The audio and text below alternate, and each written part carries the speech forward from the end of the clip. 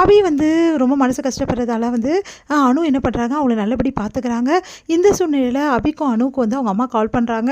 இந்த மாதிரி வந்து நைட்டு வந்து விரதம் இருக்கணும், அது வந்து ரொம்ப விசேஷமான வந்து விரதம், அது கோயிலுக்கு போயிட்டு விரதம் எடுத்துகிட்டு சாமி கும்பிட்டுட்டு வாங்க, நல்லதே நடக்கும், அனுவுக்கு சீக்கிரமாக கல்யாணம் நடக்கும் அப்படின்னு சொல்லிட்டு அபிக்கிட்ட சொல்கிறாங்க. நல்ல வந்து வரன் கிடைப்பாங்க, நல்ல வந்து உங்களுக்கு வந்து வாழ்க்கை அமையும் அப்படின்ற மாதிரி சொல்கிறாங்க.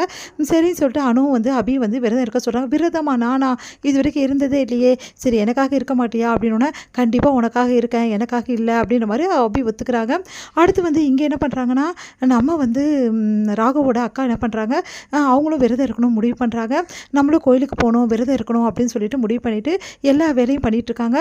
அப்போ பாட்டி வந்து சொல்கிறாங்க, இந்த விரதத்துக்கு வந்து நீ வந்து அபியை கூப்பிடணும், கண்கலங்கி இந்த வீட்டில் வந்து அழுதுட்டு போனதை என்னால் மறக்கவே முடியாது, அவள் மனசு நல்லா இருக்கணும், பழையபடி அவள் ஆகணும்னா நம்ம நல்லபடி அவகிட்ட பேசணும், அதனால் இந்த விரதத்துக்கு வர சொல்ல அப்படின்னு சொன்னோன்னே பூஜைக்கு எப்படி நான் வர சொல்கிறது, அபி ஒத்துப்பாளா அப்படின்னு சொல்லிட்டு யோசிக்கிறாங்க. அவள் வந்தால் ரொம்ப நல்லாயிருக்கும் அப்படின்னு சொல்லிட்டு பேசிக்கிறாங்க. இது எல்லாத்தையுமே வந்து நம்ம ராகவ் கேட்டு சந்தோஷப்படுறாரு. அடுத்து வந்து ராகவ் வந்து ஹாலில் உட்காந்துருக்காரு. அப்போ திடீர்னு வந்து ஒரு வந்து கொரியர் வருது. அதை பார்த்து ராகவ் வந்து எடுத்து பார்க்குறாரு. பார்த்தா அதில் ஃபுல்லாகவே வந்து அபியோட ஃபோட்டோ, அன்றைக்கி ஃபோட்டோ ஷூட் கொடுத்தது அந்த ஃபோட்டோஸ் எல்லாமே வந்து ராகவ் பார்க்குறாரு.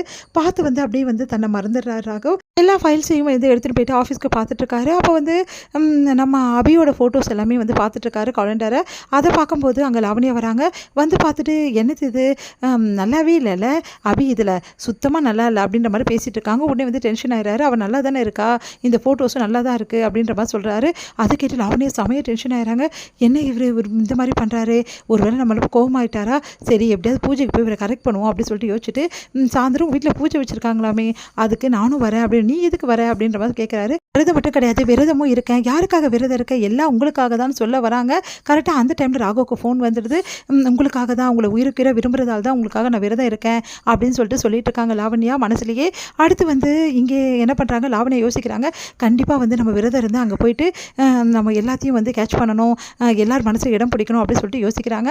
என்ன பண்ணுறாங்க, நிறைய வந்து சாப்பாடு எடுத்து சாப்பிட்டுட்டு இருக்காங்க. அப்போ அனு வந்து கேட்குறாங்க, எதுக்கு அப்படி இவ்வளோ வந்து சாப்பிட்ற, நைட்டுக்கு வந்து பசிக்கும்ல, நானே ஃபஸ்ட்டு முறையாக விரதம் இருக்கேன், அதனால தான் நிறைய சாப்பிடுன்னு சொல்லிட்டு அள்ளி சாப்பிட்றாங்க, பொறுமையாக சாப்பிடு அப்படின்னு சொல்லிட்டு அனு சொல்லிட்டு இருக்காங்க. கரெக்டாக அந்த டைமில் வந்து இங்கே என்ன பண்ணுறாங்க, ராகவோட அக்கா வந்து ஃபோன் பண்ணுறாங்க. அதை கேட்டு அனு வந்து வேணாம், நான் வந்து வரமாட்டா அப்படின்ற மாதிரி பூஜைக்கு சொல்கிறாங்க.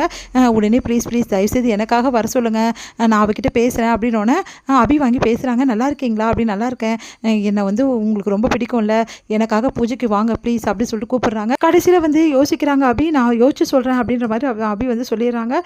இங்கே என்ன பண்ணுறாங்க, நம்ம வந்து ராகவும் அவங்க அக்கா, அதுக்கப்புறம் வந்து ராகவோட தம்பி 3 பேருமே கோயிலுக்கு போகிறாங்க. அதே மாதிரி அனுவும் அபியும் கோயிலுக்கு போகிறாங்க. அப்போ வந்து 2 பேருமே பூஜை பொருள் வாங்குறதுக்காக அபியும் வந்து ராகவும் போகிறாங்க.